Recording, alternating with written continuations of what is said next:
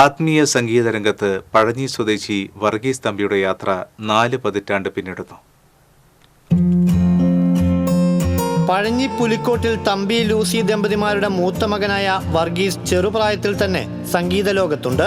നീണ്ട 9 വർഷം പോർക്കുളം ബാലകൃഷ്ണന്റെ ശിക്ഷണത്തിൽ ശാസ്ത്രീയ സംഗീതം പഠിച്ചു. ക്രൈസ്തവ സഭയുടെ ആത്മീയ സന്ധികൾക്കും ആരാധനകൾക്കും ഇദ്ദേഹത്തിന്റെ പ്രകടനം ശ്രോതാക്കളുടെ മനസ്സിൽ ഇടം നേടി. കഴിഞ്ഞ 37 വർഷം തുടർച്ചയായി Chalissery saint Peter's and saint Paul's യാക്കോബായ സുറിയാനി പള്ളിയിലെ ദൈവമാതാവിന്റെ 8 നോമ്പ് സുവിശേഷ യോഗത്തിലെ കൊയർ മാസ്റ്ററായുള്ള ആത്മീയ പ്രവർത്തനമാണ് 58-ാം വയസ്സിലും ഏറ്റവും സന്തോഷം തരുന്നതെന്ന് വർഗീസ് പറയുന്നു.